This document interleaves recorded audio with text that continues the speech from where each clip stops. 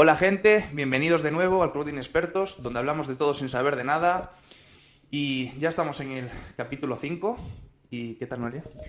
Pues muy bien, la verdad, sorprendida de haber llegado hasta aquí. No me esperaba que hubiera el capítulo 5, bueno, tampoco me esperaba que hubiera el capítulo 2, así que bueno.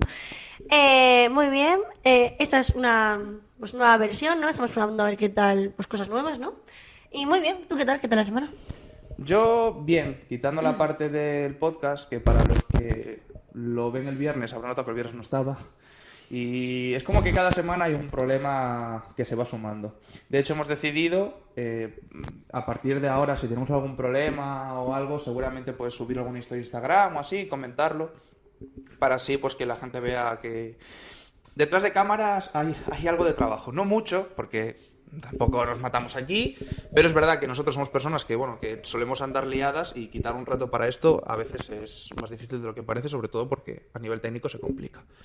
El resto de la semana, bueno, bien, no ha habido muchas cosas, no me he enterado así ya mucho. Hoy es verdad que, de hecho, vamos a ir un poco al grano, vamos a ir un poco de prisa porque luego voy a ver un partido que me hace mucha ilusión porque va a jugar en la Kings League, la liga esta de están streamers y youtubers, un jugador, no sé si te suena, para que la gente entienda el contexto, Noelia no sabe nada de fútbol, ¿te suena Ronaldinho? Sí, joder, Ronaldinho, sí. Vale, pues No para que fastidies. veas lo importante que es que vaya a jugar hoy. Entonces me hace mucha ilusión verlo, así que si veis que vamos un poco más al grano, vamos a intentarlo, porque el tema de hoy es uno al que le tenemos muchas ganas, seguramente nos extendamos bastante y queremos ir concisos. Así que no sé si tú tienes algo que te haya pasado esta semana o... Nada, no, sin más, ha sido un buen puente, el puente de carnaval y poco más, vaya.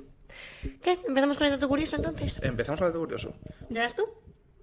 Como quieras. ¿Quieres empezar tú un día así, como Venga, siempre va, empiezo empiezo yo, yo, por va. variar? Pues empiezo yo. Vale.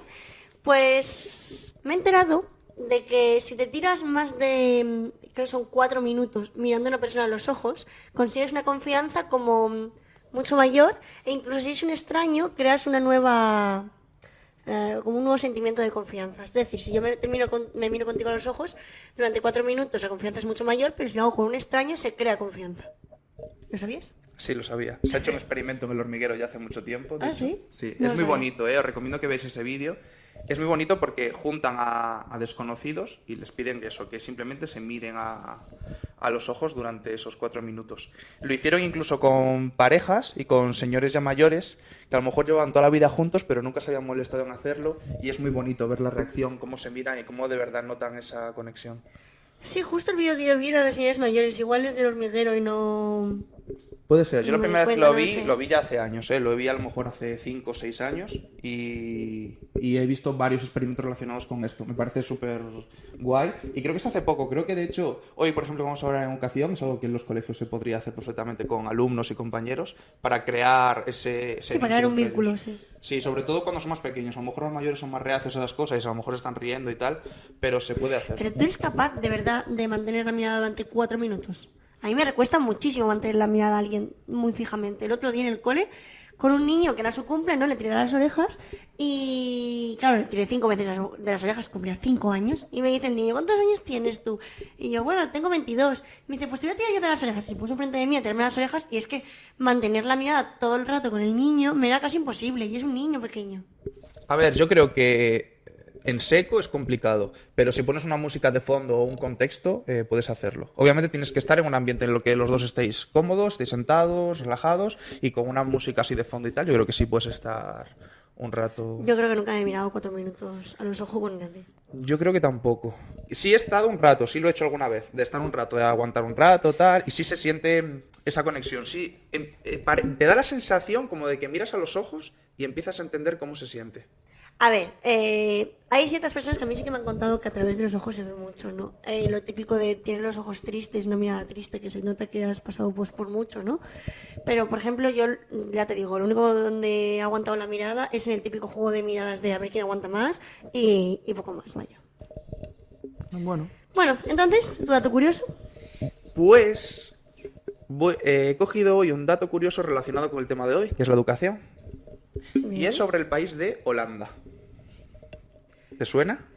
Me suena a Holanda mucho por educación, igual que me suena a Finlandia, todos los países nórdicos. A ver, ¿por dónde voy a vas? dar una curiosidad sobre Holanda. En Holanda, la mayoría de niños, o muchos de los niños, pueden entrar a los 4 años. Pero la educación obligatoria es a partir del mes siguiente en el que cumples los 5 años.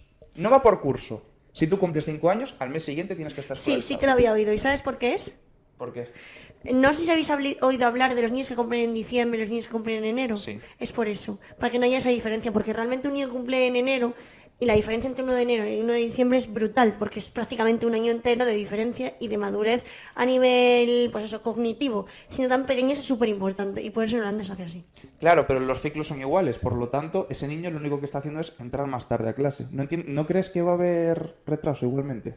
No, creo que hay muchísima menos diferencia, por lo tanto no hay tanto retraso. Vale, bueno, para la gente, si esto lo cortamos para TikTok Reels, si queréis poner en los comentarios vuestra opinión y ponernos qué creéis que es mejor, me da para un debate. Aparte, ¿vale? Considero que un niño está preparado para aprender a leer a partir de los 3 años o así, más o menos, aproximadamente. Pero se establece que a partir de los 6 es como una de las mejores etapas para aprender a leer, ¿vale? Por eso la educación infantil no es obligatoria. Entonces, sí que es verdad que un niño tiene la capacidad de aprender a leer mucho antes, pero no tiene por qué hacerlo a esa edad. Ni siquiera hay una demostración de que sea mejor aprender antes que después. ¿Me entiendes? Pero tú, por ejemplo, ahora que estás más dentro de infantil, en infantil se aprende muchísimo, aunque no sea leer. Claro, sí, pero quería hacer también la lectura para ponerte un ejemplo, ¿vale? Sí, para dar un argumento más. Tú puedes no ir al cole, pero sí que puedes aprender, puedes ir a escuelas, o sea, escuelas, ¿cómo se llaman? Escuelas infantiles o guarderías, ¿sabes? Sí. No tienes por qué ir a la escuela, quizá la escuela... A ver, yo estoy a favor de la educación infantil por lo que tú dices, porque sobre todo aprenden a comportarse, más que a, pues, lo típico de los números, las letras, aprenden más a pues, lo que es una rutina, lo que son los turnos, lo que es estar sentado en un pupitre, que son muchas horas para después empezarte a acostumbrar a los 6 años, ¿sabes? Entonces, creo que está bien como una adaptación al cole que ya empieza en primario. Pero bueno, no nos metamos más dentro del tema. Sí, porque si no podemos estar hablando Exacto. muchísimo de esto. Es el riesgo del podcast de hoy, que podemos alargarnos demasiado y no debemos. Efectivamente. El tema de hoy es educación, como podéis ver tranquilamente en el título, vaya. Y que, bueno, es un tema que teníamos bastantes ganas, sobre todo porque, bueno, Diego lo dijo hacer al principio del todo. Fue como su primera idea, ¿no? Básicamente porque como nosotros somos maestros, bueno... o casi maestros más bien, es un tema que tenemos muy cercano, muy reciente y bueno, pues espero que nuestra opinión de medio inexpertos, porque a ver, no somos inexpertos totales esta vez, pero bueno, tampoco somos expertos. Exacto, no tenemos esa edad de 50, 60 años de gente que lleva trabajando muchos años en el oficio y sabe mucho más que nosotros, seguro. Pero vale, bueno, iba a hacerte una pregunta de introducción de tema, pero ahora que has dicho eso, quería preguntarte, ¿una persona que lleva 60 años trabajando en educación sabe trabajar? A ver, sabe trabajar. La cosa es que sepa trabajar mejor que alguien que acaba de entrar. Eso pasa en cualquier trabajo, es decir, si yo cualquier trabajo le dedico mucho tiempo, se va a pulir y por lo tanto voy a tener herramientas que alguien que acaba de entrar no va a tener. Pero es verdad que cada vez se innova más, cada vez salen herramientas nuevas y si yo tengo una edad en la que yo no quiero coger esas nuevas herramientas que favorecen a mis alumnos, voy a atrasarme y voy a ser peor que un maestro que llegue nuevo con ganas de enseñar, con ambición y con ganas de probar esas cosas que les interesan al resto de alumnos. Entonces, no tiene por qué ser mejor, pero sí que es verdad que la experiencia es un punto muy fuerte. Vale, volveremos a este tema más adelante porque te quiero hacer preguntas, pero bueno, ¿qué es la educación para ti? ¿Qué es la educación para mí? A ver, yo, para responder a esta pregunta, hice un pelín de trampa. ¿Vale? Porque me parece muy importante, cuando hablamos de los podcasts, en la mayoría que podamos, definir qué es de lo que vamos a hablar. Entonces, yo quería saber de dónde venía la palabra educar. Ya sé dónde viene. Vale. Es una palabra que en sí viene de guiar hacia el exterior. Conducir, guiar. Viene del latín, de educere. Claro. ¿En qué momento hemos dejado de guiar y hemos empezado a instruir? La educación actual, la que se está intentando llegar ahora, es la guía, no la instructiva. Exacto. Por eso digo, ¿en qué punto de la historia, si se llamaba guiar, dijimos, bueno, guiar? Ahora creo que estamos intentando guiar, a ver. pero no hemos intentado guiar. Tú miras para atrás y no se intentaba guiar, se intentaba instruir. Pero ¿sabes por qué viene lo de guiar? Dime. Guiar viene de que, a ver, la persona que llevaba al niño al cole era un... Ay, no me acuerdo de la palabra. Era magíster, creo que era. Era como un esclavo que se dedicaba únicamente a llevar a los niños al colegio. No me acuerdo mismo de la palabra en latín, la verdad. Entonces guiaba al niño hasta el cole. Entonces a él se le denominaba pues eso, pues como un guía, por así decirlo. Entonces cuando llegaban al cole, el maestro también era un guía hacia los estudios. Hacia la educación. Claro, pero... pero realmente no se guiaba. Claro. Pero me pareció muy bonito que significara eso. Sí, a mí también, porque además creo que ahora mismo sí que se está intentando con las nuevas metodologías dar esa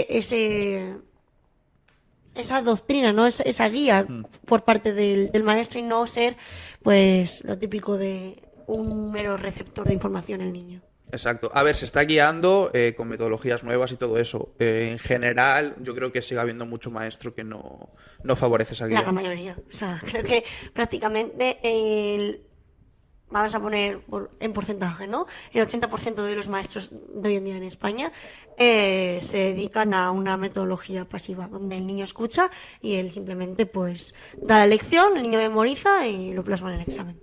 Exacto. De eso supongo que seguramente salga más veces en el podcast porque es algo muy hablado en España, en educación en general, así que seguramente lo vemos más adelante. Ahora podríamos empezar a hablar, para introducir la educación, nuestra experiencia es aquí, en Pero España. a ver. ¿Qué es la educación? ¿Sigues sin describírmela? Ya te lo he dicho, guiar al alumno a que aprenda. Vale, venga, sí. Vale, pensaba que simplemente eso era la Claro. definición No, de la palabra, me pareció Okay. una definición tan maravillosa que dije, no, es que es esto. Vale, ¿Para sí. ti tiene otra definición? Para mí es enseñar a alguien a pensar. Para mí. Vale, sí. Ojo, para mí, porque claro, por mi forma de ver la educación, obviamente. Sí, Para bueno, mí pero... es eso, enseñar a pensar, enseñar a desarrollarte a ti mismo. Claro, a mí me parece muy guay la palabra guía porque yo entiendo que es dar todas las herramientas necesarias para su futuro. Y a lo mejor de las más importantes, o a mí que más me gusta, es pensar, que está quizás más relacionada a la lógica, pero quizás aprender a memorizar, aprender lo que decías tú, a que tengan un horario de trabajo, a que estén acostumbrados a ciertas cosas. Es decir, hay muchas cosas que tiene que hacer el maestro para hacer esa guía hacia el futuro del alumno. Vale, perfecto. Pues... Y ahora pues Sí. hablamos de eso, de que como nuestras experiencias en España vamos a hablar casi siempre sobre este país, pero que en algún momento podemos dar cinceladas de alguna cosa que hemos visto fuera, que hemos escuchado y que quizás son sobre todo más novedosas, que es donde normalmente nos intentamos fijarnos en las cosas buenas del resto y no en las que nos perjudican. En España hay 3 tipos de educación, no sé si quieres mencionarlos tú y... No, dale. Vale, bueno, los 3 tipos de educación es la pública, la concertada y la privada. Las diferencias, para los que no lo sepan, la pública pues la paga el Estado, paga el Estado la educación y el colegio pertenece también al Estado y es totalmente gratuita para los padres y bueno, para los padres que pagan la educación de sus hijos. La diferencia entre la concertada y la privada es quizás más desconocida o la gente le suele dar más igual porque los suele catalogar en el mismo rango. La diferencia es que la privada, la educación, la pagan los padres y el colegio es una parcela privada que pertenece a una persona o a un grupo de personas. Y la concertada, la educación en teoría la paga el Estado, pero el centro donde está es privado. Por lo tanto, si hay que arreglar algo de calefacción, si necesitas tecnologías, si necesitas todo ese tipo de cosas, las tiene que pagar el centro. Entonces, en principio, los concertados solo pueden cobrar a los alumnos por material o donaciones que puedan hacer los alumnos. Sí que es verdad que la mayoría de estos colegios, en cuanto a material, suelen inflar precios o en las donaciones suelen exigir ciertas cosas para poder rendir mejor y poder igualarse a los otros 2 tipos de colegio, pero en teoría es una educación que la parte educativa debería ser gratuita. Lo que pagas es eso, material y reformas que tenga que hacer el colegio y esas cosas. Pero esto hasta hasta la ESO. Luego bachiller ya no, bachiller se convierte totalmente... Bachillerato es privado, no existe el bachillerato concertado. Aquí Exacto. hablamos de infantil, primaria y secundaria. Enseñanza obligatoria, vaya. Obviamente. Luego bachillerato, como ya no es obligatorio, no existe la concertada, hay pública y privada. ¿Cuántos colegios privados conoces? Privados, ¿eh? No concertados. No muchos, la verdad. Ahora mismo de nombre no sabría decirte, porque no sé el nombre exacto, pero sí sé de 2 o 3. Hay muy pocos colegios en España privados totalmente. Muy, muy pocos. Pero porque al final, para que haya un colegio privado, tiene que haber una persona, un grupo de personas que quiera ingresar, no, al revés, dar mucho dinero a la educación de esa zona, y no suele pasar. Tú teniendo algo público, normalmente, pues un español medio dice, si lo tengo gratis no lo pago. Bueno, pero también hay sanidad pública, o sea, pública y privada, y mucha gente paga seguro para sanidad privada. Pero ¿Cuál es mucho crees? más barato un seguro de salud privada que... ¿Y no crees que podrían que un existir seguros privados? ¿De educación? Sí. Pero es que al final, cuando tú pagas una mensualidad, pagarías eso. Claro, exacto. Sí, pero pagarías lo mismo. Seguiría siendo igualmente, es muy caro, por lo tanto lo pagaría poca gente, así que no saldría muy rentable. No sé, es simple... Sí, yo simple duda, también vaya. he conocido a muy poca gente de colegios privados a lo largo de mi vida. He conocido sobre todo concertado, que es mi caso, y eso ya de hecho podemos decirlo, tú has sido uno público siempre, ¿no? Sí, además yo he ido siempre a un CRA, y pues eso me parece... ¿Quieres te explicaría lo que es un CRA? Creo que hay Vale. mucha gente que no sabe lo que es un CRA. Un CRA, bueno, es verdad, ¿eh? Yo me he dado cuenta en la universidad que hay muy poca gente que conoce los CRAs. Vale, un CRA es un conjunto de coles, por así decirlo, que claro, no tienen muchos alumnos, entonces se juntan los diferentes pueblos que tengan pues los coles, ¿no? Y crean como un único colegio, por así decirlo, ¿vale? A ver cómo explico esto. No es un único colegio en el que todos los niños van a ese colegio, sino que todos los coles tienen pues los niños, ¿no? Pero como administración, solo un único colegio pues es como el centro, por así decirlo, ¿no? Y entonces los profesores, por ejemplo, los de música, los de educación física, audición y lenguaje, etcétera, se van pues yendo de centro a centro para dar su materia. Y claro, normalmente en los CRAs, las aulas pues tienen niños de pues igual de todos los cursos, depende mucho de qué tipo de CRAs estemos hablando. Hay CRAs más grandes y más pequeños. Los pequeños igual te juntan en un mismo aula a todo primaria, y es primero, segundo, tercero, cuarto, quinto y sexto de primaria, y en una única aula los niños de infantil, que será mi caso, vaya. En mi caso estábamos, pues eso, creo que era desde tercero de primaria hasta sexto, y de infantil hasta segundo de primaria.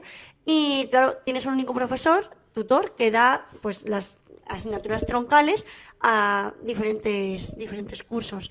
Y claro, en clase éramos 12 niños, y claro, pues es una enseñanza, a mi parecer, mucho más individualizada. Son como unas pequeñas clases particulares, por así decir.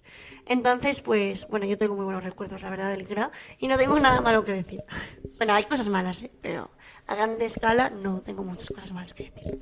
Claro, yo no me había dado cuenta hasta ahora que le hemos mencionado, pero a la hora del podcast creo que va a ser bastante enriquecedor, que tú has estado en un CRA público, yo he estado en un colegio concertado, he hecho bachillerato en un público, entonces creo que vamos a tener visiones de cosas bastante Además, diferentes y alejanas. Que todos están en ciudad y yo estaba en pueblo, son cosas diferentes también. Es que nos va a dar para muchas diferencias y vamos a poder hablar de muchas cosas. No me he dado cuenta hasta ahora, de eso. Luego también cabe destacar que existen las escuelas unitarias, ¿vale? Porque igual alguien no las conoce, que es una única escuela donde tiene que haber un mínimo de 3 niños, mínimo, para que la escuela siga abierta, ¿vale? Y eso es pues que no tienen pueblos alrededor que tengan otros coles y solamente está esa escuela, por así decir. Entonces, pues todos los niños se reúnen en un único aula, ya sean de infantil o de primaria, porque son muy poquititos normalmente. Y normalmente la directora del centro es la misma persona que te da lengua, mates, te da inglés, prácticamente te lo da todo, básicamente. Excepto, pues igual viene un auxiliar, o sea, un especialista en música o algo así, pero por lo general esa persona le da a los 6 o 7 niños que hay en la escuela todas las materias. Hemos visto incluso en algún vídeo que nos ha mandado durante carrera y tal, casos de pueblos que ofrecían casas totalmente gratis si tenías un hijo o 2 hijos para poder mantener la escuela, porque si no, no puedes tenerla, y claro, es una pena porque si un colegio ya no tiene escuela, ya el pueblo prácticamente se muere. Sí. Entonces, hay casos que para mí son muy lejanos y que yo lo veía como, ¿cómo va a existir eso? Si yo en mis casos era exceso de niños y sobran niños y sobran niños y sobran niños, y de repente llego a la carrera y en el primer curso ya me ponen un vídeo hablando sobre este tipo de centros y este tipo de pueblos que necesitan niños. Y digo yo, madre mía, no sabía yo que esto podía pasar. Pero sí, me parece muy, muy curioso y creo que hay bastante gente que no sabe que existen ese tipo de centros, porque si al final eres de ciudad, yo creo que es algo que te pilla tan lejos que ni siquiera te planteas qué puede pasar ahí o lo que sea. Y bueno, podemos hablar de diferencias de este tipo de centros y eso. No sé si tú quieres mencionar alguna positiva, negativa.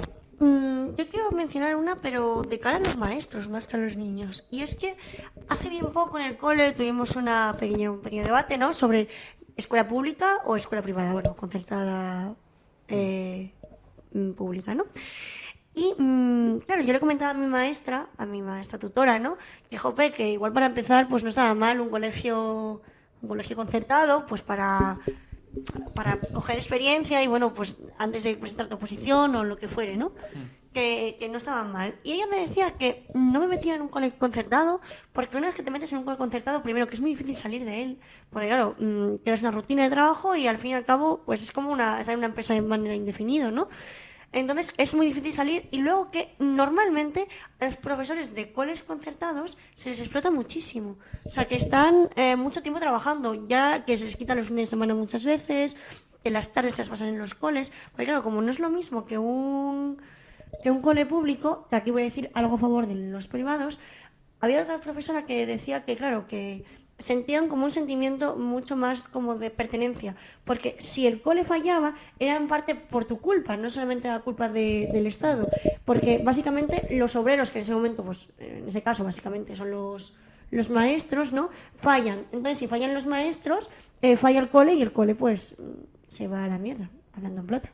Entonces decía eso, que había como un sentimiento mucho de pertenecer a una sociedad, a un grupo, ¿no?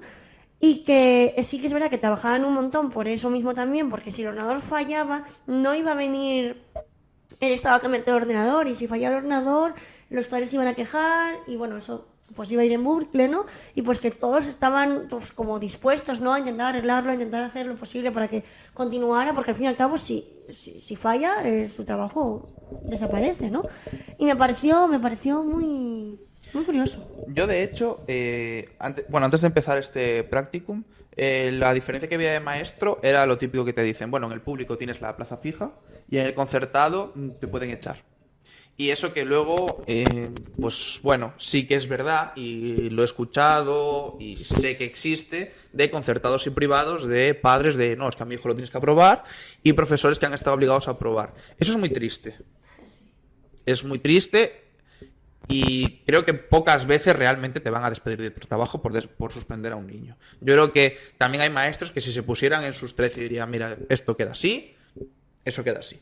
Pero sí hay maestros, pues eso, que han tirado por ese lado. Pero es verdad que el hecho de que te puedan despedir hace que también suelas sacrificarte más por el trabajo. Sí, te pueden explotar, hacer más horas y todo lo que quieras. Pero es verdad que los maestros normalmente se implican más con el alumno. Normalmente. Aquí, al final, vamos a generalizar porque hay maestros buenísimos, tanto en el sector público como en el privado concertado. Hay maestros maravillosos. Pero es verdad que, al menos en mi experiencia, en el público suelen ser más lejanos. Hay maestros muy buenos, pero en general suelen ser más lejanos. Si suspendes, es problema tuyo. Y en el concertado, suspendes un examen y ya estoy. ¿Qué te ha pasado? ¿Estás bien? ¿Todo bien en casa? ¿Necesitas algo? Para el siguiente examen, mira, va a entrar, no te decía lo que va a entrar en el examen, pero si no, es el tema 1, 2 y 3. Mírate, es muy importante esta parte. Si necesitas ayuda para hacer un esquema o para entender algo, te ayudo. Si necesitas venir en un recreo y que te explique algo, te explico. Y eso en un público es más raro de ver. Vale, eso es tu experiencia, ¿no? Mi experiencia no ha sido esa, claramente.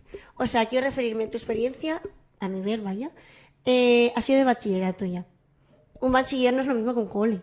O sea, quiero referirme. Ya, bueno, sí, también. Yo en el cole, también es verdad que el mío justamente era un CRA, entonces era muy individual. Pero yo en el cole, mi profesor iba a hablar con mi madre prácticamente todos los días, porque como pasaba por ahí para ir a su casa, iba a hablar prácticamente todos los días con mi madre, me pasaba cualquier cualquier cosa, y el profesor lo sabía la historia de todos los niños, sabía todo, vamos. Y es más, el año pasado que estuve en las prácticas en un cole, me acuerdo que los viernes, creo que era, en el recreo venía una abuela de un niño a traerles la comida al cole y tal, o sea que la comunicación con las familias era constante, y claro, enseguida sabían si te pasaba algo, si te dejaba de pasar, qué le pasaba a tu padre, porque por ejemplo en ese cole había, bueno, pues un alumno, ¿vale?, que, bueno, estaba pasando por un mal momento, y me acuerdo de la profesora en plan, bueno, no le machaques mucho, tal, o si se despista, pues tampoco vamos a meternos mucho, tal, no sé qué, porque están pasando por un mal momento en casa y tal. Y lo sabes, porque lo sabes muy rápidamente, porque al ser un pueblo, pues te enteras súper rápido. Entonces, claro, mi experiencia no ha sido esa para nada. Claro, pero tú lo has dicho, porque es un pueblo y porque es un CRA. Porque yo, por ejemplo, las cosas que te he contado de mi experiencia han pasado también en secundaria, y yo he visto la secundaria en los dos centros y se nota mucho la diferencia, muchísimo. Y he tenido gente cercana que ha ido a público en colegio y también he notado esa diferencia. Me refiero de que me digan, no son tan cercanos los profesores. Sí hay profesores cercanos, y sobre todo el tutor normalmente suele estar más encima, sea público o sea concertado, y es verdad que en la etapa de infantil y primaria, por parte de los maestros suele haber más vocación y suelen estar más implicados. Cierto. Pero yo creo que sí, en general, se puede notar esa diferencia. Claro, estamos hablando de un CRA, de un pueblo, que claro, que se nota todo, obviamente. Claro. A ver, creo lo mismo que tú, porque considero que, claro, no es diferente, porque en un concertado te juegas tu puesto de trabajo si la gente aprueba o no aprueba. Y en un público no es así. Tú ya tienes tu puesto, y a ver, se preocupan por los niños, no estoy diciendo lo contrario, hay profesores buenos y malos. Eso es lo malo del privado, ¿no? O sea, del público. Que una vez que tienes tu plaza, prácticamente puedes hacer lo que quieras, que nadie te la va a quitar. Entonces, por eso creo que lo que dices es un poquito de ese pasotismo. Pero es que es verdad que yo he vivido todo lo contrario todo el rato, porque ahora en el cole en el que estoy, ya sea por H o por B, me sé prácticamente la vida de todos mis alumnos. Entonces, pues es eso. El año pasado, quizá es verdad que en el cole unitario me conocía mucho más la vida de los alumnos que en el otro cole. Pero más o menos siempre he sabido. Pero tampoco he estado en un privado, así que no puedo opinar. Claro, ahí es muy complicado opinar porque no hemos estado demasiado en el caso del otro, tú nada y yo poco, muy poco, pero sí. Una diferencia que también quería comentar, tampoco quiero alargarme mucho, pero es el nivel administrativo. En la educación concertada, como he dicho, el recurso económico es complicado y las ayudas también. Entonces, en general, suele haber menos recursos, y a nivel tecnológico o para música, que yo por ejemplo lo estoy notando muchísimo, o el profesor da su dinero o es imposible tener algo decente. Y lo mismo en mi especialidad, para las personas AL o PT, que es audición y lenguaje o pedagogía terapéutica, que es niños con necesidades ya sea del habla, ya sea motrices, discapacidad intelectual, bueno, niños con necesidades y dificultades educativas. En los privados no hay prácticamente ALs y PTs, por no decir que habrá en 2 o 3 básicamente. Sí, y que a veces cogen a uno que es de audición y lenguaje y lo tienen para todo. Exacto, básicamente para que no... Sí, bueno, a mí me pasó el año pasado en el concertado en el que estuve, que con mi tutor normal, un profesor que tiene magisterio y no sé qué mención tiene, pero no tiene especialidad, tenía que dar apoyo a una niña que necesitaba, una persona con especialidad. Y no había en el centro no podía darlo. Y claro, al final los que más sufren esto acaban siendo los alumnos. Pero sí, no había pensado en eso, pero también a nivel de especialidad se nota mucho. Sí, a mí me parece brutal, porque además normalmente cuando tú tienes un niño con discapacidades, ¿no? Lo primero que piensas es llevarlo a un privado para que reciba, como por así decir, la mejor atención. Lo piensas normalmente también para el hospital, ¿no? Eso es como un pensamiento muy claro, ¿no? Pagando, seguro que consigo lo mejor. Y es que es sorprendente que sea en ese caso todo lo contrario, porque, por ejemplo, también lo que tú decías, en tecnologías y tal, están pero súper atrasados por lo general. Por lo general, a ver, habrá de todo, obviamente. Sí, al final, yo por ejemplo que estoy ahora a nivel de tecnología bastante bien, pero porque el director se ha molestado y se ha involucrado muchísimo, porque si no, no pasa. De todos modos, lo de especialistas, aquí hablo con desconocimiento, no sé si tú sabes algo, lo he visto sobre todo en concertados. En un privado, exactamente no sé, porque en un privado se paga tal dinero que yo creo que sí que se pueden permitir un maestro especialista en lenguaje y otras necesidades educativas, como tener varios se podrían permitir. Así que a lo mejor en un privado caro, en un colegio bueno, sobre todo más en ciudades y tal, posiblemente sí haya uno, incluso más especialistas, ¿eh? No lo sé. Yo es que un privado, no conozco un privado. O sea, siempre los he conocido concertados, pero un privado no lo he visto en mi vida. Entonces, no sé. Son más de Soy ciudad. totalmente inexperta. en ese tema. Vale. Y luego, en lo que justo no somos inexpertos, de hecho, tenemos de las mayores experiencias, porque justo estamos acabando ahora, es en la carrera. Hablemos un poco de cómo es la carrera de magisterio, por dentro, por fuera, cómo se ve. Vale, bueno, yo creo que lo mejor para abrir este tema sería pinta y colorea, ¿no? Yo creo que es la frase estrella de nuestra carrera, ¿no? ¿Qué opinas del pinta y colorea? Opino que cada vez es verdad que seguramente se dice menos, porque cada vez le damos más importancia a la educación y eso me parece maravilloso, creo que vamos a mejor. Y creo que los culpables es magisterio. No es lo de fuera, es magisterio. Y te cuento el porqué. Pues eso, nosotros ahora mismo estamos acabando la carrera de magisterio y llevamos ya los 4 años.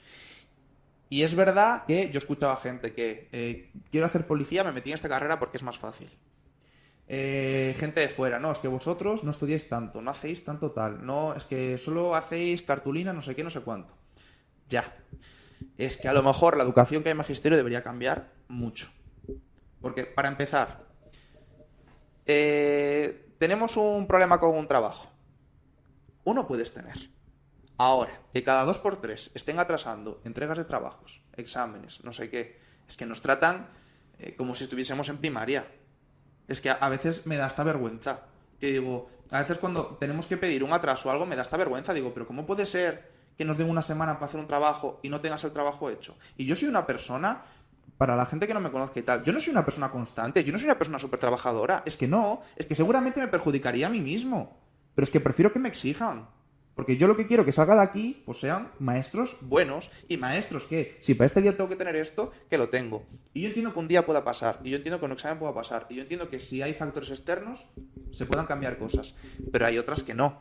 Y luego tenemos asignaturas y trabajos que nos mandan, y esto lo has vivido tú más, por ejemplo, la asignatura de plástica. Hay una asignatura de plástica que menos mal que en mi año me tocó la época de COVID y el señor no quería que entregáramos cosas físicas, pero es que pedía cosas que no tenían nada que ver. Y luego el señor, que no tengo ningún problema con él y parece un señor maravilloso, pero nos daba el discurso de una modernidad, de un cambio en la educación a nivel artístico, y luego él hacía pues lo mismo que puede hacer cualquier otro profesor en plástica, que es pedirle cosas a los niños y manualidades que al final van a acabar haciendo la mayoría de veces sus padres. Sí, a ver, yo estoy en... Es que tengo sentimientos encontrados. A ver, la diferencia entre Diego y yo es que Diego está en primaria y yo estoy en doble titulación, ¿vale? La única diferencia, por así decir, es los horarios. Bueno, los horarios y que tengo más asignaturas, básicamente. Entonces, yo en este caso sí que opino como tú. Creo que magisterio debería de subir la nota media. Creo que la carrera está súper mal enfocada. Porque te enseñan conceptos... te enseñan conceptos que ya sabes y otros conceptos que tienes que adquirir, vale, eso es verdad. Pero muchas de las asignaturas se centran en conceptos que ya sabes. Y no estamos hablando de conceptos de primaria. Porque si estuvimos hablando de conceptos de primaria, pues aún, como quien dice. Pero estamos hablando igual de un nivel bachiller o un poquito por encima de bachiller, más o menos. Que no te van a servir, eso para empezar. No te van a servir de nada. Y luego las asignaturas que tienen que ver con la didáctica, ¿no? De qué es cómo enseñar, que yo creo que es lo que importa realmente, ¿no? Son muy pocas y están pasadas muy por encima. Para mí las únicas asignaturas de magisterio que han valido la pena es didácticas, psicologías. Las psicologías han estado muy bien, que eso ya es otra cosa, o sea, no tiene nada que ver con un nivel de bachiller, ya es un nivel bastante más alto, que es algo importante y que está genial. Pero luego el resto de asignaturas donde, por ejemplo, hemos tenido fundamentos de física, de geografía e historia, cosas así, que es como, está bien, pero es que esos conceptos ya deberíamos tenerlos adquiridos durante nuestra etapa de bachillerato y no hace falta volverlos a repetir. Me tienes que enseñar cómo enseñar la historia, no la historia en sí. La historia ya me la sé, o debería de sabérmela. Pero creo que el problema está ahí, en que la gente debería llegar a magisterio con un nivel que no se llega. Entonces, ¿qué pasa? Que llegas con un 5, y lo siento por ti. Llegas con un 5 a magisterio y claro, no tienes el nivel que, por ejemplo, en doble grado es una diferencia bastante, por lo general, a ver, no todo el mundo, ¿vale? Hay gente en primaria que ha sacado muy buena nota para llegar a primaria y que simplemente quería hacer primaria y punto. Pero la gente que entra por doble grado le exige una nota, en mi año fue de un 8 y pico, me parece que fue.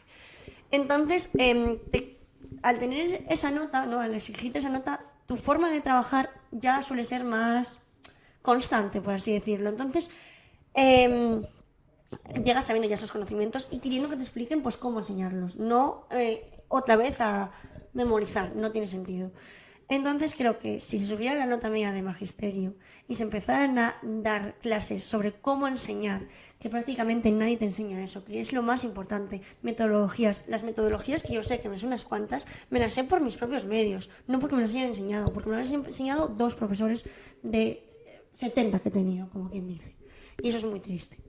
Entonces creo eso, que si se subiera el nivel o sea, se subiera la nota media, como por ejemplo se hace en Finlandia, y enseñaran cómo enseñar, sería una carrera genial, mucho más alta, con muchos mejores profesionales y donde realmente merecería la pena estar para aprender realmente cómo es la enseñanza.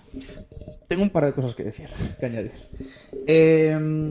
La primera que, bueno, lo de subir la nota media, realmente es bajar el número de plazas. En vez de poner 80-90, sí, poner 30-40, y eso haría que ya suba la nota y que haya menos alumnos, se dé mejor las clases, facilita un montón de cosas. Eso estoy totalmente de acuerdo, vamos a ver. Tendría que haber menos plazas y yo lo he dicho, profesores sobran. Hay maestros por todas partes. No es que sea algo que digas, joder, que necesitamos un montón de maestros porque no hay suficientes para dar clase. No, es que hay maestros de sobra en España. Entonces, hacen menos plazas porque al final hay carreras de magisterio en todas las ciudades de España prácticamente, así que podían bajar eso.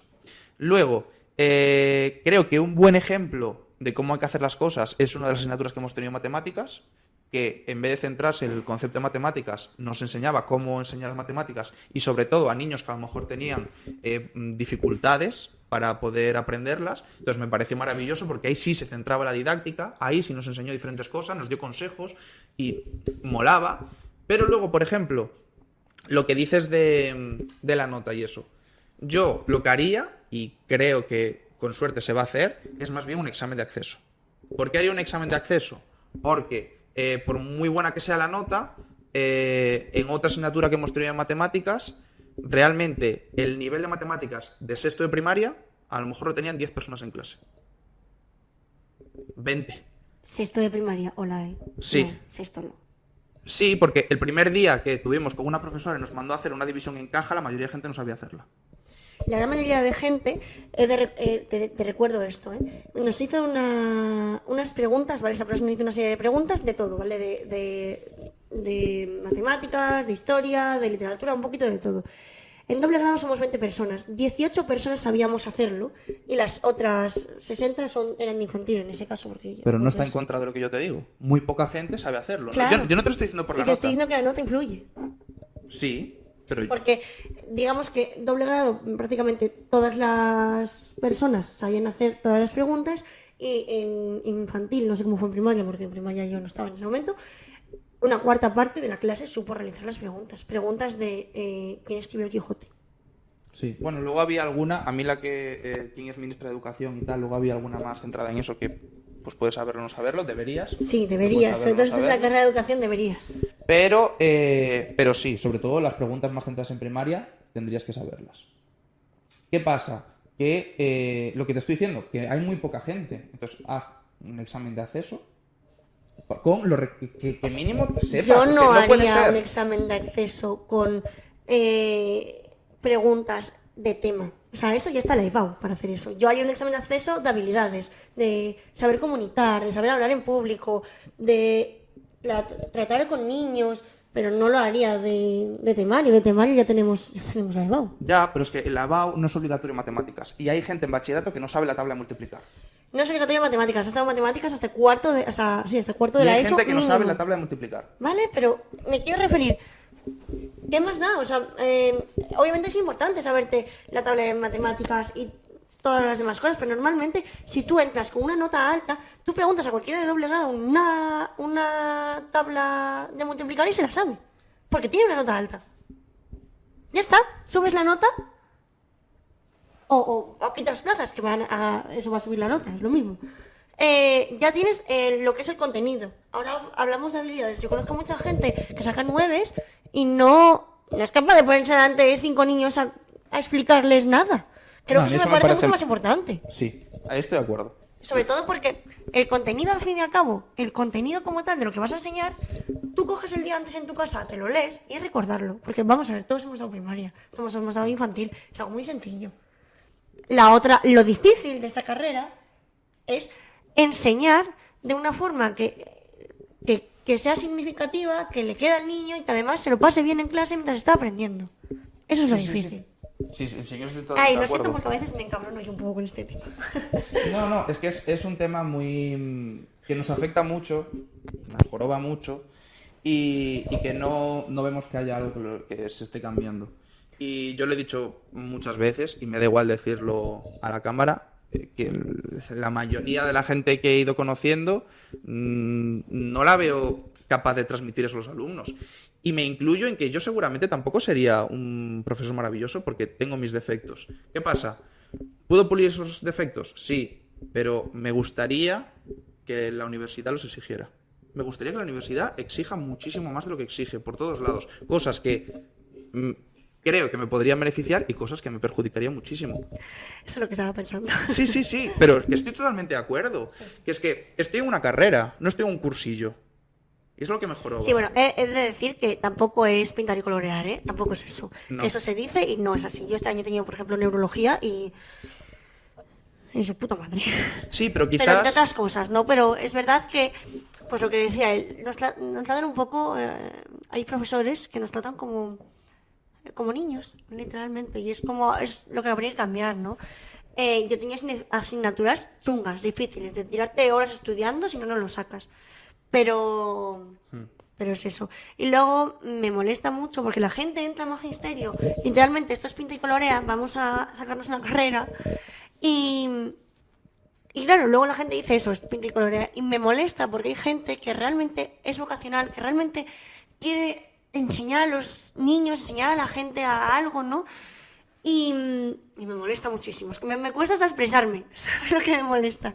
Me molesta mucho porque hay personas como yo, sinceramente, me considero de ese tipo de personas, que tienen mucha vocación, ¿vale? Y que quieren dar todo de sí para que este sistema cambie. Y es muy difícil hacer que cambie un sistema en el que cada vez está entrando más gente que no sirve para ser maestro, porque no todo el mundo sirve para enseñar. Es una cosa súper importante, porque no todo el mundo sabe cómo explicarle a un niño la tabla de multiplicar o a leer. Yo he visto niños con miedo a leer porque han tenido maestros de mierda, hablando muy mal, que han estado machacando al niño hasta que le cogen miedo a la lectura. Yo fui de esos niños que le cogió miedo a la lectura.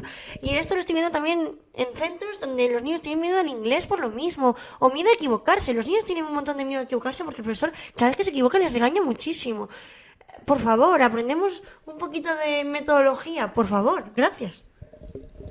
Sí, estoy totalmente de acuerdo. Pero es que además es un poco lo que quería hablar también en nuestra carrera, con lo que se exige y lo que no se exige. Creo que en otras carreras o en otros trabajos tenemos unos requisitos. En este el requisito no se cumple y da igual. Porque yo quiero ser traductor, pues tendré que saber el idioma con fluidez, ¿no? Bueno, pues aquí quiero ser maestro. Pero si me explico mal de manera oral, bueno, te pongo un 5 porque has hecho la presentación. Pues no, pues si me tienes que poner un 1 porque la presentación ha sido una mierda, pues la presentación ha sido una mierda. Y ya está. La gente sale de magisterio sin saber ser maestro. Y eso es inconcebible para un médico. ¿Cómo vas a ir a un médico de la carrera de medicina sin saber, un cardiólogo, sin saber operarte el corazón? Hola, estamos locos. Yo es que me imagino a un cardiólogo sabiéndose el temario perfecto, siendo muy bien estudioso y tal, pero que le tiemblen las manos al coger un instrumento. Y que digan, sí, para adelante, pero ¿cómo? A ver, no. Y no pasa nada, y esa persona podrá ser maravillosa y podrá tener un montón de oficios, pero cardiólogo no. Pues aquí es igual. Hay personas muy buenas y a las que, por ejemplo, les tengo muchísimo cariño, que sé que están en la carrera y que son maravillosas y que podrán ser geniales en un montón de cosas, pero como maestro, como maestra, sé que no lo van a hacer genial. Sé que, al menos de lo que yo conozco, es gente que al menos tiene ganas de hacer lo que va a hacer y que va a poner de su parte por hacerlo lo mejor que pueda, pero vamos a seguir bloqueados en lo mismo. Y eso es lo que más me joroba y me da rabia. Pero bueno. Y la gente que no mira más allá, normalmente en un aula, ¿vale? Imagínate una persona que estudia magisterio, no tiene vocación y que la carrera ya en sí no te enseña realmente cómo ser maestro. Entonces, esa persona lo que va a hacer es continuar con lo que él ha aprendido. ¿Y qué ha aprendido? Pues lo que ha vivido. Él ha aprendido, pues, un profesor dando una clase de manera, pues eso, pasiva, ¿no? Donde el profesor da la información, el alumno la recibe y la memoriza. Y continuaremos en un bucle, en el mismo sistema, sin ningún tipo de esperanza de salida, porque los verdaderos profesionales, los verdaderos maestros que están ahí por vocación son 5 de miles de maestros. Y eso significa que solamente 5 personas van a hacer las cosas bien. Y solo 5 van a hacer las cosas bien, da igual el sistema. O sea, me quiero referir, va a seguir el sistema de siempre, porque como solo hay 5 personas que hacen las cosas bien, pues ahí estamos. Y me parece, es que... qué mal me parece todo esto. Sí, bueno, vamos a relajarnos un poco. Sí, por favor. Ya lo hemos dicho antes, es un tema muy cercano a nosotros. Es algo que nos irrita bastante, nos molesta, pero es algo a lo que también le tenemos mucho cariño. Sí. ¿Vale? Es algo muy bonito, es algo que si nos está escuchando un futuro maestro o futura maestra o uno que ya está ejerciendo, que sepáis que eso, que al final sois personas muy importantes, tanto para nosotros a la hora de veros como para vuestros alumnos sobre todo. Así que hay una frase que me acabo de acordar ahora que me gustó mucho, que es de una persona que a ti también te gusta mucho, José Antonio Fernández Durado. Lo descubrí yo, que conste, ¿eh? Yo lo había, antes de conocerte ya sabía quién era, ¿eh? Plan, no ¿Sí? lo conocía tanto como tú, pero ya sabía quién era, sí. Ah, bueno. Yo por ese hombre hice la carrera, básicamente. Sí, yo no lo conocía tanto como tú, pero ya había visto alguna cosa de él y eso. Pero bueno, cuando fuimos a verle, hubo una maestra que estaba ya a punto de jubilarse y le dijo que viéndolo a él y viendo estas cosas, que se sentía mal porque había pensado que había sido mala maestra. Y él le contestó que solo el hecho de que hubiese ido allí y que se hubiese preocupado ya demostraba mucho. Al final es verdad que podremos ser mejores o peores maestros. Pero si te has metido en la carrera por vocación y tú estás en clase por vocación, aunque no seas el mejor maestro del mundo, vas a hacer algo muy bonito. Y eso es verdad. Hay que reconocer las cosas como son. Igual que criticamos mucho la carrera y criticamos mucho incluso a compañeros, es verdad que la mayoría de ellos quiero pensar que están porque les gusta, porque les apasiona y que si eso se lo transmiten a los alumnos van a hacer algo bueno. Yo lo pienso igual que Diego, la verdad. A ver, normalmente aquí yo soy mucho más estricta que él, ¿vale? O sea, él es estricto, pero yo suelo ser un poquito más. Y considero que en mi carrera hay muy pocas personas que estén ahí porque realmente les apasione la carrera. Es que yo no sé si porque mi forma de verlo igual es diferente, pero va a sonar un poco mal lo que voy a decir, pero personas como yo conozco a 3. O sea, me quiero referir, como yo no me refiero a que yo sea aquí la mejor maestra del siglo, porque no es verdad para nada. Además soy novata, estoy en prácticas, apenas sé nada, como quien dice. Pero con tantas ganas, conozco muy pocas. Muy Yo pocas. también. Y eso, para mí, es como lo más importante. Yo, cuando empiezo por ejemplo, a dar clases particulares a un niño o a alguien, ¿no? Lo primero que le digo a esa persona es, si tú tienes motivación, motivación, ganas, interés, has hecho el 70%. Lo que queda es nada, pero tienes que tener eso. Y la gente en la carrera no tiene eso. Sí, y de hecho me hace gracia porque justo nosotros dos hemos entrado en medio de rebote en la carrera. No, me refiero, es verdad que llevo mucho tiempo queriendo ser profesor, pero yo, por ejemplo, prefería ser profesor de matemáticas y sobre todo en secundaria y bachillerato. Y ahora que las prácticas ando un poco por secundaria, adoro a los niños de primaria. Y de hecho el otro día tuve que estar un rato con infantil y son maravillosos. Pero me hace gracia que nosotros entramos medio de rebote.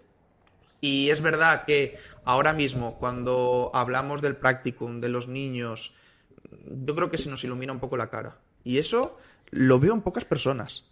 Me da rabia porque digo, joder, sé que sí, quiero pensar, aunque tú creas que no, pero quiero pensar que la mayoría de la gente que ha cogido la carrera es porque quiere y que la mayoría de la gente va al menos con más o menos las mismas ganas que puedo ir yo.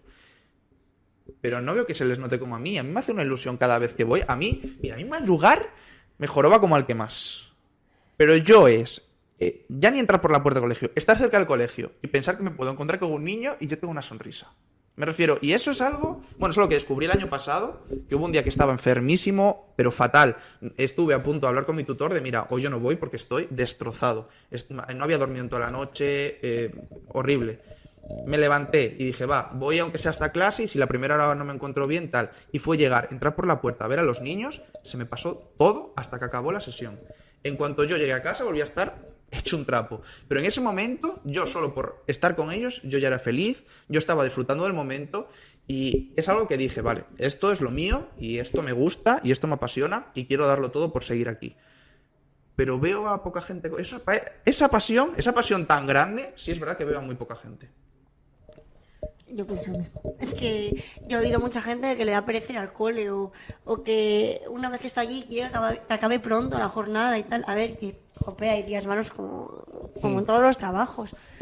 Pero es que no me pasa, tío. O sea, el otro día me fui a comprar una bata ilusionadísima porque me tocaba, pues eso, soy especialista, ¿no?, en audición y lenguaje y me tocaba ponerme bata porque los niños de audición y lenguaje, bueno, pues yo tengo niños desde infantil hasta sexto de primaria. Entonces tienes que ponerte una bata para reconocerte, por así decirlo, para saber con quién van, porque para los niños de infantil les es más fácil asignar el rol de maestro si tienen bata, al rol de padre y cosas así, ¿no? Entonces me hice una ilusión tremenda. O sea, es que llamé a mi madre en plan, mamá, ¿cuál elijo? ¿La azul o la rosa? Y esas cosas no las veo. O yo qué sé, yo estoy trabajando con niños con necesidades que yo he de decir que cuando empecé la carrera yo dije, te lo dije a ti, que nunca iba a trabajar con esos niños. Porque para mí el maestro que trabaja con niños especiales tiene que ser el mejor de todos los maestros. Porque equivocarte con un niño ordinario no pasa nada. Vamos a ver, puedes fastidiarle un montón, pero no pasa nada, ¿vale? Después de ti va a haber otros maestros y bueno, no pasa nada. Equivocarte con un niño de necesidades sí pasa, porque puedes ocasionarle si en tu año iba a avanzar esto, igual por tu culpa no avanza esto y en el siguiente año le va a costar mucho más porque al tener un retraso madurativo les cuesta mucho más y puedes joder un aprendizaje bastante importante. Entonces siempre dije que yo nunca iba a trabajar con niños con necesidades porque aparte de que me parecían súper difíciles, soy una persona muy empática y consideraba que, vamos, me iba a romper el corazón en 5 minutos cada vez que entraba por la puerta. Me parecía también un trabajo muy frustrante porque los pasos que das son muy, muy, muy pequeñitos y muy, muy a largo plazo. Entonces me parecía muy frustrante y eso, me parecía que tenían que ser grandes profesionales. Ahora mismo estoy encantada. Es verdad que os lo puede decir he venido alguna que otra vez llorando a casa porque realmente lo paso mal, pero son geniales, son maravillosos y hay que aprender a entenderlos y creo que, aunque yo ahora mismo no estoy preparada, por ahora, aún no, creo que me va a gustar mucho en un futuro. En una semana Noelia llegó decepcionada porque no había hecho nada, enfadada porque veía que no funcionaba lo que ella quería como quería, llegó llorando porque veía que no iba a ser capaz de hacer esto nunca, que no sé qué, y al día siguiente volvió súper feliz, diciendo que era lo mejor del mundo casi, y que quería trabajar de esto, y que habían conseguido, no me acuerdo que habían conseguido 2 de los niños, pero que, vamos... No, era una tontería, o sea... Pero para ella en ese momento habían creado un reino enorme de una piedrecita, y eso estuvo muy guay. Una de las niñas, que eso fue cuando vine súper contenta, había soplado súper fuerte. Es una niña con parálisis cerebral que le cuesta mucho porque ha estado mucho tiempo intubada, entonces no respira bien y simplemente solo respira por la nariz y consiguió respirar súper fuerte, lo suficiente como para mover la harina que habíamos puesto ahí para que soplara con la pajita un cuanto de trozo para adelante y fue como tío, lo ha conseguido. Igual que cosas como niños autistas consiguiendo frases que nunca habían dicho. Bueno, es que yo vengo a casa, vamos, ahí vengo saltando. Entonces no sabéis lo que celebro yo cuando un niño consigue algo de eso. O sea, es que es genial porque es verdad que estoy en prácticas y que la real persona que tiene el mérito de esto es mi tutora. Pero estaba ahí, estaba ayudando y es como, joder, lo ha conseguido, por fin, qué alegría. Y es verdad, bueno, lo malo es que los niños con necesidades educativas hay padres que, bueno, hay de todo. Hay padres mejores y peores. Y hay padres con más interés y padres que como que creen que esos niños tienen un techo, creen que no van a pasar de ese techo y es, ¿para qué vas a intentarlo? Mi niño tiene un problema y lo va a tener toda la vida y ya está, déjalo. Y no es así. Los niños tienen una necesidad y una dificultad, pero no son tontos, ¿eh? Y ni siquiera el niño con discapacidad intelectual es tonto. Así que, por favor, trabajar, que es lo importante. Y claro, yo ese día llegué llorando porque hay gente que no lo entiende y bueno, yo llegué fatal. Pero es maravilloso. A mí ese techo era algo de lo que yo creo que nunca había hablado ni visto hasta cursos altos de la carrera, diría.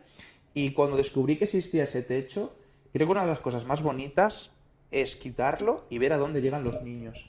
Hay niños, yo es que, en serio, sé que ahora mismo decís, o está exagerando, o se le está yendo la olla, o no sé de qué me estás hablando.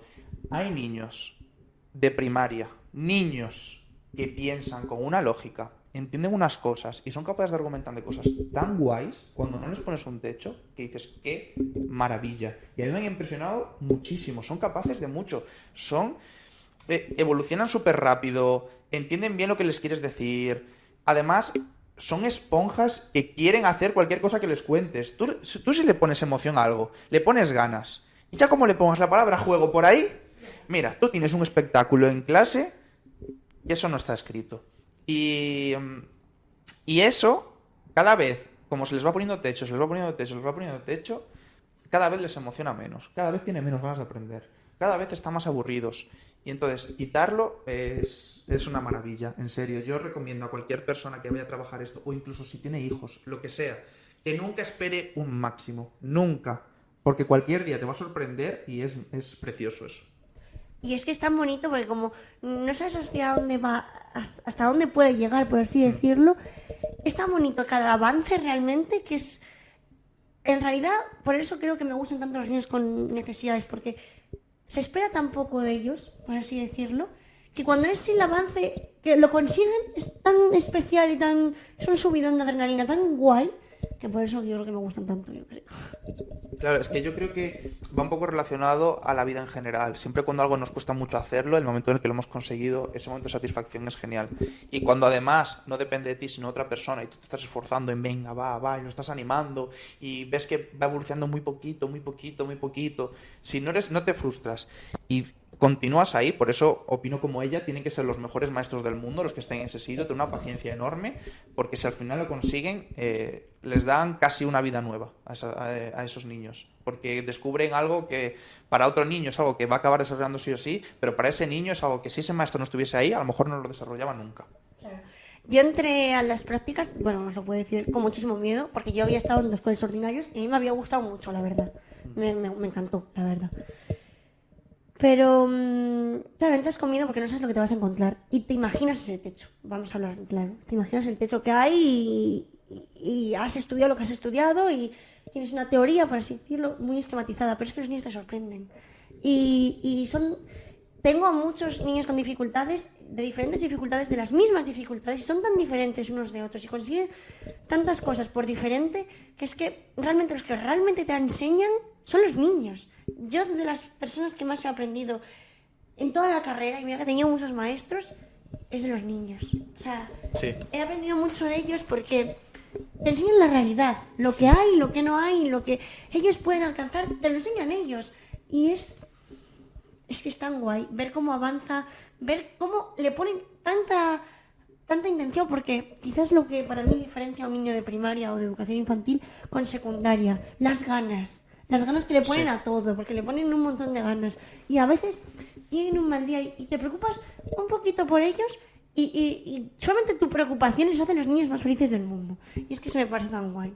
Y aprendes tanto de ellos porque te enseñan cómo enseñarles. Te enseñan lo que les gusta y lo que no les gusta y cómo les gusta hacer las cosas y cómo no. Entonces realmente ellos te enseñan a enseñarles. Y va muy de cara, si algo no les gusta te lo dicen, si algo les gusta te lo van a decir también, y eso está muy guay. Yo además tengo ahora mismo la suerte de estar, además de dar en primaria, estar dando en secundaria, porque estoy con la especialidad de música, entonces por horas pues tengo que cubrir las dos cosas y noto muchísimo la diferencia.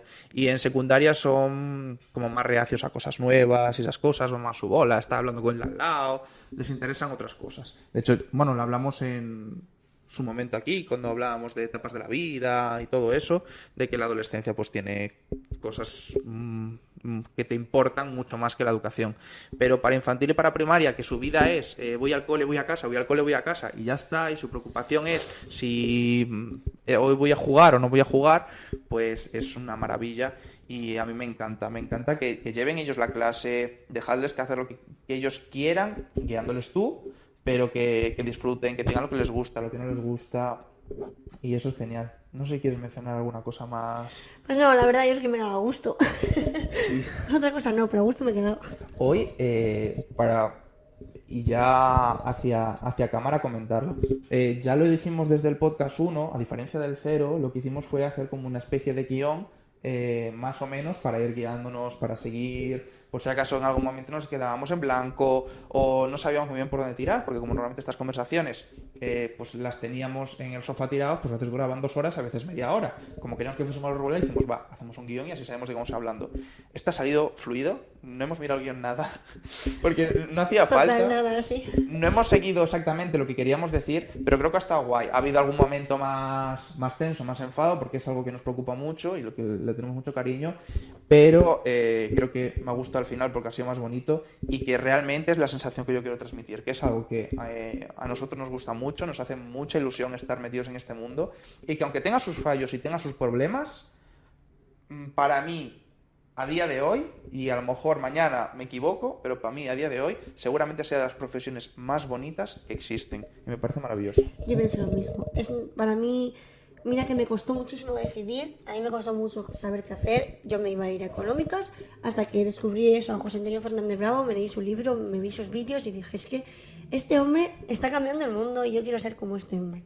Quiero ser esa persona que mire con esa nostalgia hacia el pasado y recuerde su pasado como algo tan bonito como tiene la mirada, quizá, ¿no? Cuando él habla de los niños es como que se le pone una sonrisa, una mirada tan tierna, es que es tan bonito lo que quiere decir con esa mirada, ¿no? Su mirada para mí es eso. He hecho algo tan bonito y he estado con gente tan bonita que quizá eso es magisterio, ¿no? Para mí. A mí es de las cosas que más me gusta porque yo no entré en magisterio por los niños, entré por la educación. A mí lo que me gustaba era enseñar, ¿no? Los niños. Y estar con ellos me ha hecho enamorarme de los niños como algo que no había sentido nunca, porque yo tengo un hermano pequeño, he tenido primos y es verdad que he pasado mucho tiempo con ellos, pero nunca he sentido una vocación por niños ni un querer estar con ellos. Es como, si estás bien, juego contigo, pero tampoco tal. Y en este poco tiempo me han enamorado y estoy deseando el día de mañana trabajar de esto y tener una rutina con ellos, tener mi clase de verdad con la que ver cómo evolucionan, estar con ellos desde más pequeños, más mayores, ver cómo crecen, todo eso para mí va a ser precioso. Yo he de reconocer una cosa antes de terminar. Yo estoy dando clases ahora en la Universidad de la Experiencia, que son personas mayores. Entonces, he de reconocer que yo pensaba que para mí lo importante eran los niños en la enseñanza. Pero ojo, porque creo que lo que realmente me gusta es enseñar. Porque con los señores mayores son realmente bastante parecidos a los niños.